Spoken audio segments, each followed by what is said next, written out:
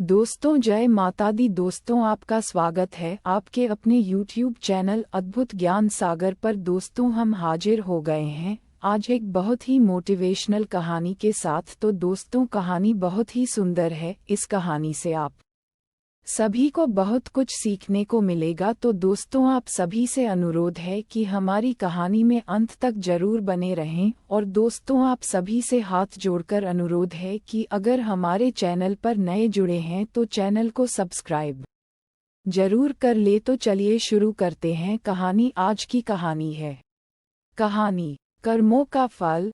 एक ज्ञानवर्धक कहानी। एक बार एक दुकानदार था। उसका मांस बेचने का कारोबार था।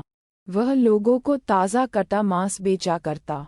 इस तरह वह अपना और अपने परिवार का पालन पोषण करता था। एक दिन उस मांस के व्यापारी की दुकान के आगे से एक संत गुजर रहे थे। उन्होंने उस व्यापारी की दुकान की तरफ देखा तो वह तुरंत वहां गए। उन्होंने व्यापारी से कहा, तुम ये क्या कर रहे हो? तुम पातकी हो, ठाकुर से मांस तुलवा रहे हो। उस संत की बात उस दुकानदार की समझ में नहीं आई और वह बोला, मांस तो मैं तौल रहा हूँ, फिर ठाकुर कहाँ से दिखा दे गए तुम्हें? दुकानदार की इस बात पर संत ने कहा, देखो तुमने मांस तौलने के बाट की जगह सालिग्राम जी को रख रखा है। तुम सालिग्राम जी से मांस तौल रहे हो। ये बात सुनकर दुकानदार हैरान रह गया कि यह तो मैं पत्थर समझकर उठा लाया था। मुझे पत्थर ही लग रहा था। ये सालिग्राम है, इस बात की समझ मुझ जैसे अज्ञानी को कैसे होती भला? उस दुकानदार की आंखों से अश्रु बहने लगे और संत के पैर में गिरकर अपना पश्चाताप करने लगा। संत ने कहा, ये सालिग्राम को गंगा जल से धो कर मंदिर में पधरा आओ और प्रभु से माफ़ी मांग लेना। संत के जाने के बाद उस दुकानदार ने स्नान करके सालिग्राम जी को गंगा में स्नान करवाकर मंदिर के प्रांगण में रख दिया। खुद भगवान से प्रार्थना करके माफ़ी मांगने लगे, हे प्रभु, मैंने अज्ञानतावश आपसे मांस तुलवा लिया, इसलिए आप मुझे जो सजा देंगे मुझे मंजूर होगी। वह दुकानदार यह सोचकर कि वह कितना मूर्ख है कि भगवान से ना जाने कितने सालों से मांस तुलवाता रहा, और प्रभु कितने दयालु है कि उसके घोर अपराध करने के बाद भी उसे वह उसके परिवार के भरण पोषण करते रहे। अपनी ग्लानिवश उसने यह निर्णय लिया कि ताउमा वह अब प्रभु भक्ति करके अपने पाप से मुक्ति पालेगा। वह दुकानदार अपनी दुकान अपने बेटों को संभला कर खुद तीर्थों में निकल पड़ा। वह एक वैरागी की भांति देश दूरी भटकता रहता। एक दिन वह भटकते भटकते एक गांव में पहुंचा। वहां रात्रि विश्राम के लिए शरण मांग कर रुक गया। वह एक घर में उस घर के मालिक की शरण में रुककर रात्रि काट रहा था। वह रात्रि भोजन मकान मालिक से पाकर रात को सोने के लिए उस मकान के आंगन में सो रहा था। तभी अर्धरात्रि के समय एक महिला उसके समीप आई और उसकी चारपाई पर ही उसके बगल में सो गई। तभी उसकी आंख खुल गई और अपनी चारपाई पर महिला को देख वह तुरंत उठ खड़ा हुआ। मगर जैसे ही वह घबराकर चारपाई से नीचे उतरा, उस महिला ने उसे फिर चारपाई पर खींच लिया। वह महिला बदहवास उसके करीब आती जा रही थी। वह महिला वासना की अग्नि में दधक रही थी। ये सब देख उसने महिला से कहा, आप ये क्या कर रही हो? मैं एक त्यागी संत हूँ और तुम इस समय वासना से भरी हो। तुम मुझसे दूर हो जाओ, नहीं तो मैं अभी इसी समय इस घर को त्याग दूंगा। महिला ने संत के रूखे शब्दों को सुना, मानो उसे वह तीर की भांति भेद रहे हो। वह लपकती हुई संत को अपने बाहुपाश में समेटकर अपनी मनमानी करने को आतुर हो रही थी। संत ने पूछा, तुम हो कौन और मुझसे इस तरह व्यवहार क्यों कर रही हो? तब वह महिला बोली, तुम जिस घर में ठहरे हो ये घर मेरा है। मैं इस घर की मालकिन हूँ। वह व्यक्ति जिसने तुम्हें रात्रि विश्राम के लिए शरण दी वह मेरा पति है। तब तो संत बोले, ठीक है, तुम्हारे पति घर में सो रहे हैं, तुम्हें उनके पास जाना चाहिए। तब वह महिला बोली, तुम जब मेरे घर पर शरण के लिए आए थे तब मैंने तुम्हें देखा था। तुम्हारे रूप यौवन की मैं दीवानी हुई जा रही थी। तुम्हें पाने की लालसा में मैंने ये बीते कुछ पल बहुत मुश्किल से गुजारे। अब तुम्हारा सामीप्य मिल गया तो भला तुम्हें अपने से अलग क्यों करूं? अब उस संत ने उस महिला को समझाने की कोशिश की कि देखो, तुम एक विवाहिता हो, तुम्हारा कर्तव्य पति सेवा है। ऐसे में तुम मुझ जैसे वैरागी को पाना चाहती हो, यहाँ तुम्हें शरण नहीं मिल सकती। तुम्हारी जगह अपने पति के पास है, जाओ, लौट जाओ अपने पति के पास। वह महिला कुछ सुनने को तैयार ना थी। तब वह बोली, अच्छा, तो मेरे और तुम्हारे बीच मेरा पति आ रहा है।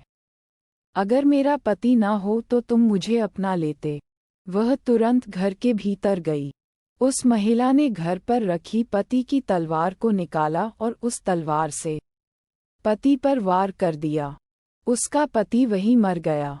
वह खून से भरी तलवार ले जाकर उस संत को दिखाते हुए बोली, लो, मैंने तुम्हारे और मेरे बीच खड़ी पति रूपी दीवार नष्ट कर दी। मैंने पति का गला काट डाला। अब वह कभी हम दोनों के बीच में नहीं आ सकेगा। बेचारा वह संत, दुकानदार ये सब देख वहां से भागने लगे। बहुत कोशिश के बाद भी संत वहां ना रुके तो उस महिला ने उस तलवार से खुद पर वार किया और सदैव के लिए खत्म हो गई। संत जैसे तैसे वहां से निकलकर भागे, बहुत दुखी रहने लगे। उनका दुखी चेहरा देख एक संत ने उन्हें कहा, लगता है तुम बहुत दुखी हो। क्या बात है जो तुम्हें परेशान कर रही है? हम संतों को अपने दुख से नहीं, दूसरों के दुख से दुखी होते हैं। तुम्हारे साथ कौन सा दुख है? तब उस संत ने वह सारी घटना उन संत को सुनाई। संत ने उस संत की बातों को सुनकर ध्यान लगाया तो उनका इस सारी घटना का सार समझ आ गया।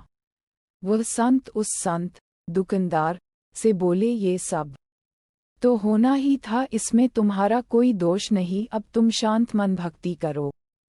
तब वह संत, दुकानदार बोले कि यह सब होना ही था, इसका क्या मतलब? तब वह संत हंसते हुए बोले, तुम मेरे पास बैठो, मैं तुम्हें सब बताता हूँ। उन संत ने उस संत, दुकानदार से कहा, यह सब पिछले जन्म का कर्जा था जो उस महिला ने ले लिया। संत, दुकानदार बोले, कैसा बदला? अब संत उन्हें बताने लगे, पूर्व जन्म में तुम प्रभु भक्ति के लिए घर बार छोड़कर सूने स्थान में रहते हुए भक्ति करते थे। एक दिन जब तुम ध्यान मग्न होकर प्रभु भक्ति कर रहे थे, तभी वहां से एक गाय भागते हुए आई। तुमने गाय को देखा, चुप रहे। गाय को एक कसाई पकड़ना चाहता था। गाय उस कसाई से बचती हुई भागती हुई वहां आई थी। गाय तुमसे अपने बचाव की उम्मीद से देखने लगी, मगर तुमने भक्तिवश उस पर ध्यान नहीं दिया तो वह डरती हुई कहीं और जाकर अपना बचाव करना चाहती थी। वह वहां से चली गई। तभी उसके पीछे पीछे भागता वह कसाई तुम्हारे सामने हाथ में तलवार लिए आया। तुम जिस स्थान पर बैठे थे वह ठीक चौराहे पर बना हुआ था। वहां से 4 मार्ग निकलते थे, इसलिए कसाई वहां रुका। उसे समझ नहीं आ रहा था कि वह गाय कहाँ गई। चारों तरफ नजर दौड़ाकर वह कसाई तुम्हारे पास आया और तुमसे उस गाय के बारे में पूछा कि तुमने किसी गाय को यहाँ से भागते हुए देखा है। तुमने उस कसाई की तरफ देखे बिना बंद आंखों से ही उस रास्ते की तरफ हाथ कर दिया जहां वह गाय भाग कर गई थी। वह कसाई तुम्हारे इशारे को देख उसी रास्ते पर चला गया जहां वह गाय भागती हुई गई थी और उस गाय को कसाई ने अपनी तलवार से मार दिया था। अब वह संत, दुकानदार हैरान होकर उन संत से बोले, उस गाय व कसाई से मेरी इस घटना का क्या वास्ता? संत हंसते हुए बोले, हाँ, उस घटना से ही तुम्हारी इस घटना का संबंध है। क्या तुम जानते हो वह मकान मालिक व उसकी पत्नी पूर्व जन्म में कौन थे? अब वह संत, दुकानदार विस्मित से होकर देखने लगे। संत ने उन्हें आगे बताना शुरू किया।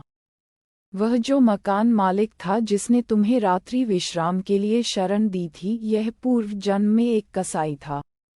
ये कसाई था जिसको तुमने गाय का मार्ग बताया था। इसी तरह उस मकान मालिक की पत्नी वही गाय थी जिसका उस कसाई ने कत्ल किया था।